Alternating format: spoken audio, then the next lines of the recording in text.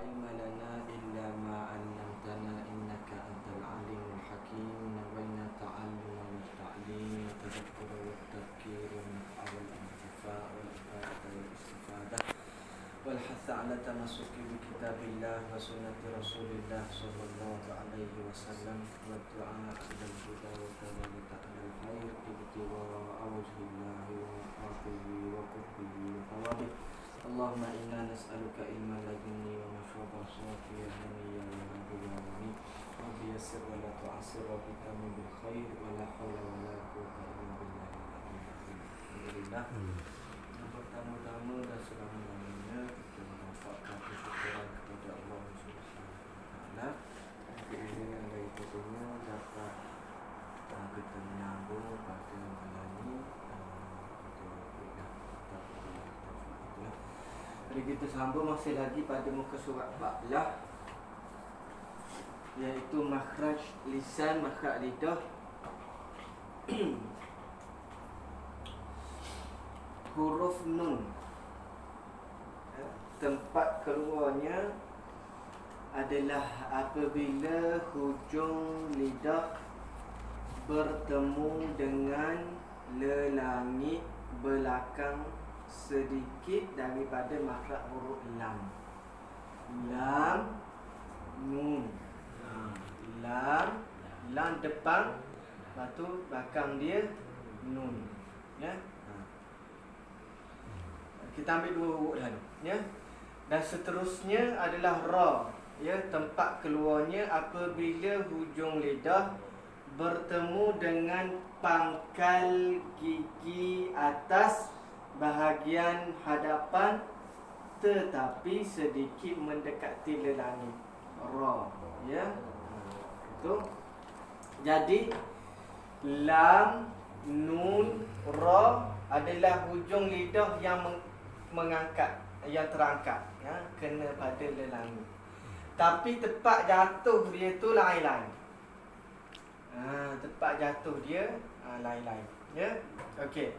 Nanti kita akan belajar pada sifat lam dengan ra ni, dia ada sifat dipanggil inhiraf.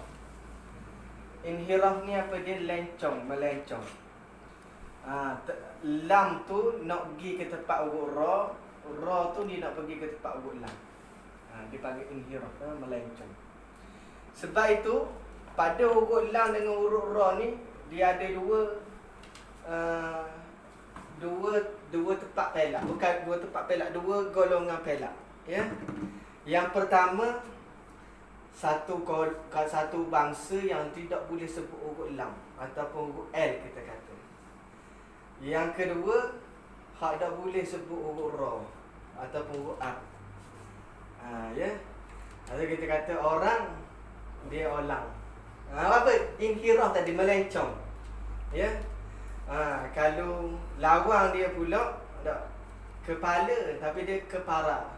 Dia dah disebut huruf lam. Kita tengok sejarah Cina dengan Jepun apa dia perang batu lah. Itu selingan. Ya. Orang Jepun dia tak boleh sebut huruf L betul. Orang Cina dia tak boleh sebut huruf R betul. Ya. Dia pelak ni dari sudut lidah bangsa, ya. Tapi barang boleh beki dengan latihan ataupun dengan banyak membaca. Terutamanya dia banyak baca Quran, latihan Quran, ya. Sebab saya pernah dengar sendiri bagaimana orang Cina Islam dia baca Quran dengan makhraj dan sebutan bacaan yang sutik Arab. Tak pelak sikit pun. Huruf ra dia tak pelak lah macam mana. Bila tengok macam ke bacaan orang Arab, rupa-rupanya Cina. Tapi ini menunjukkan bahawa benda yang bacaan ni dia boleh dilatih, ya. Walaupun pada peringkat asalnya berlaku pelak, ya. Okey. Dah huruf ra ni, ya, kesalahan dia lagi, kalau hak tadi dia pergi ke tempat huruf lam ataupun huruf lam baca dengan huruf ra, ya, itu kesalahan pada bertukar tempat.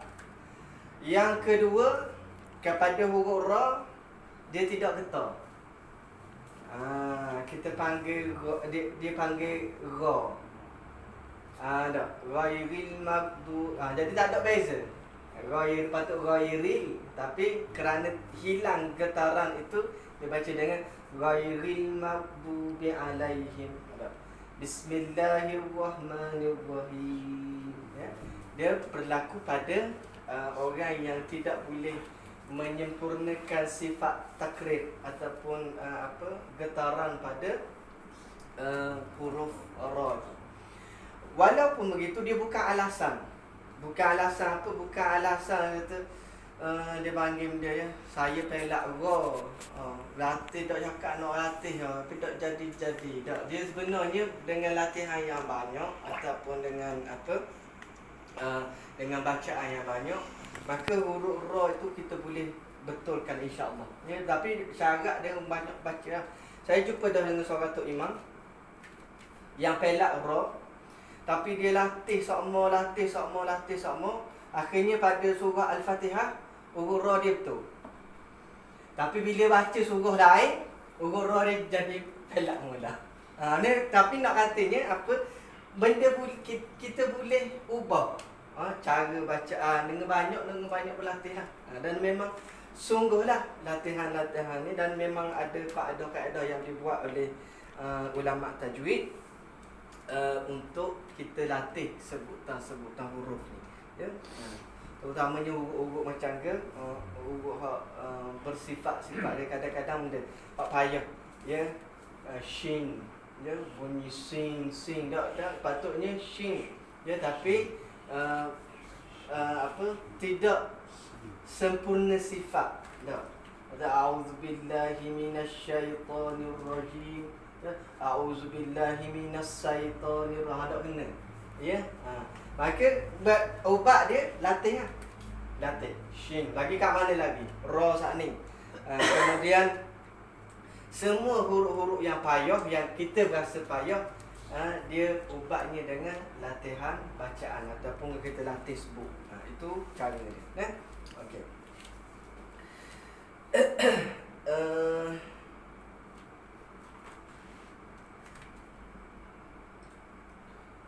Okey, tadi lam ra, okey, huruf nun. Okey. Huruf nun, okey, dia berlaku pada dua makhraj secara serentak. Iaitu makhraj apa?